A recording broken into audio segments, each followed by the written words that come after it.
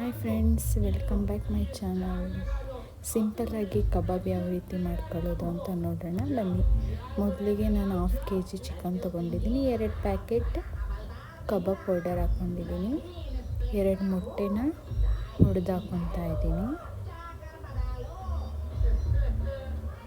ಒಂದು 1/2 an hour ಅಷ್ಟೊತ್ತಿಗೆ ready ಆಗುತ್ತೆ. ತುಂಬ ಸಿಂಪಲ್ಲಾಗಿ ಮಾಡ್ಕೊಳ್ಳೋಕ್ಕೆ. ಮೊಟ್ಟೆ ಆದಮೇಲೆ ಹಚ್ಚಿದ ಖಾರ ಪುಡಿ ತೊಗೊಂಡಿದ್ದೀನಿ.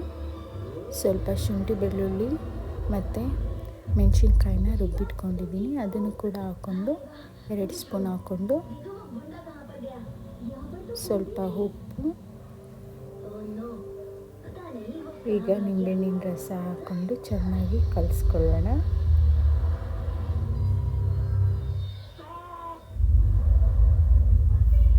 ಸ್ವಲ್ಪ ಗರಂ ಮಸಾಲ, ಸ್ವಲ್ಪ ಖಾರ ಪುಡಿನ ಜಾಸ್ತಿ ಹಾಕ್ಕೊಂಡ್ರೆ ಇದರಲ್ಲಿ ಡಿಫ್ರೆಂಟಾಗಿ ಯೂಸ್ ಮಾಡ್ತಿರೋದು ನಾನು ಗರಂ ಮಸಾಲ ಹಾಕ್ಕೊಂಡ್ರೆ ಟೇಸ್ಟ್ ಚೆನ್ನಾಗಿರುತ್ತೆ. ನಿಂಬೆಹಣ್ಣಿನ ರಸ, ಗರಂ ಮಸಾಲ ಮತ್ತು ಅಕ್ಕಿ ಪೌಡರ್ನ ಒಂದು ಸ್ವಲ್ಪ ಹಾಕ್ಕೊಂಡು ಮಿಕ್ಸ್ ಮಾಡ್ಕೋಬೇಕು. ಚೆನ್ನಾಗಿ ಮಿಕ್ಸ್ ಮಾಡಿಕೊಂಡು ಅದು ಎಲ್ಲ ಚಿಕನ್ಗೂ ಮಸಾಲೆ ಅಂಟ್ಕೊಳ್ಳೋ ಗಂಟ ಚೆನ್ನಾಗಿ ಮಿಕ್ಸ್ ಮಾಡಿಕೊಂಡು ಒಂದು 2 hour ಅದನ್ನು ಮ್ಯಾರಿನೇಟ್ ಆಗೋಕ್ಕೆ ಬಿಡಬೇಕು.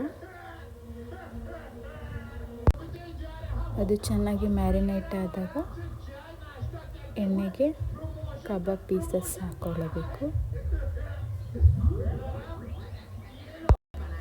ಒಂದೊಂದೇ ಚಿಕನ್ ಪೀಸ್ನ ಎಣ್ಣೆಗೆ ಇಟ್ಕೋಬೇಕು. ಕಾದಾದಮೇಲೆ ಒಂದೊಂದೇ ಪೀಸ್ನ ಕಬಾಬ್ನ ಹಾಕ್ಕೊಂಡು ಚೆನ್ನಾಗಿ ಫ್ರೈ ಮಾಡ್ಕೊಬೇಕು. ಒಂದು ಸ್ವಲ್ಪ ಅರ್ಧ ಬೇಯಿಸ್ಕೊಂಡಾದಮೇಲೆ ಮತ್ತೆ ಅದನ್ನು ತೆಗೆದು ಒಂದು ಸ್ವಲ್ಪ ಹೊತ್ತು ಎಣ್ಣೆ ಕಾದಾದಮೇಲೆ ಮತ್ತೆ ಇನ್ನೊಂದು ಸಲ ಅದನ್ನೇ ಹಾಕೋದ್ರಿಂದ ಚೆನ್ನಾಗಿ ಬರುತ್ತೆ ಕಬಾಬು. ಇಲ್ಲಾಂದರೆ ಮೆತ್ತಗಾಗುತ್ತೆ.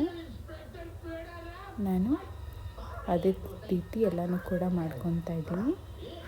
ಒಂದು ಸ್ವಲ್ಪ ಅರ್ಧ ಬೇಯಿಸ್ಕೊಂಡು ಮತ್ತೆ ಅದನ್ನು ತೆಗೆದಿಟ್ಟು ಒಂದು 5 ನಿಮಿಷ ಎಣ್ಣೆ ಚೆನ್ನಾಗಿ ಕಾದ್ಮೇಲೆ ಮತ್ತೆ ಅದನ್ನು ಹಾಕೋದ್ರಿಂದ ಗಟ್ಟಿ ಬರುತ್ತೆ, ಚೆನ್ನಾಗಿರುತ್ತೆ ಕಬಾಬು.